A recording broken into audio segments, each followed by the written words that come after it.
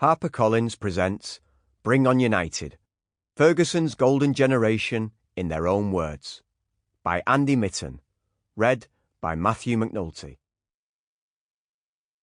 For Bar, Olivia, Clara and Annie, and for Reds everywhere who lived through this. Foreword, by Ruud van Nistelrooy. My time at Manchester United as a player was so special, so happy. It didn't start that way though. I failed my medical in 2000 and then, the next day, tore my cruciate ligament playing for PSV. After that, I had doubts that I'd ever get the opportunity to join United and wondered whether I could even get back to the same level at all.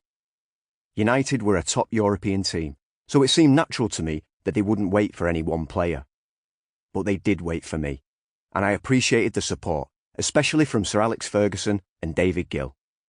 They kept in touch, but even then I was thinking, they're just trying to be nice. And, while I appreciated their kindness, I didn't believe that things would work out as they did. In the end, I signed for a British record fee. I was relatively unknown because I was coming from the Dutch league, but it was a big transfer with big expectations. People wanted to see what I was about, and it was important for me to show what I could do as quickly as possible. I was ambitious and confident that I could contribute to the team and willing to do everything I could to achieve that. From the start, I felt sharp and ready, scoring in the friendlies and the first games. That gave a signal to my teammates, the fans, and media that I could succeed in the team. It all helped me get off to a flying start. I moved with my girlfriend, now wife, and we lived in an apartment building where we met people we're still friends with now. Because you're away so much as a footballer, it was important that my partner was happy, and she was. We both were. We liked living in Manchester, which was a very different city then. It has changed a lot with all the new buildings, but it was always a football city. We'd invite friends from Holland to experience the Old Trafford atmosphere, the noise, the roar when we scored, the banter and the songs. They travelled over often, and they loved it. As a player, you felt pushed forward by the fans. It's hard to explain, but that's how I felt. We didn't win the league in my first year, and when we reached the Champions League semi-final, we went out to Leverkusen. That, and not reaching a Champions League final while I was at United, was my biggest disappointment. I had a poor game in Leverkusen, and it all hurt because we were so close. But there were plenty of highs. I was at United from the age of 25 to 30, my peak years at the highest level. It helped that I was surrounded by quality players, a quality manager and staff. Our mentality was that if we were knocked back, then we'd come back stronger. And the culture came from Sir Alex.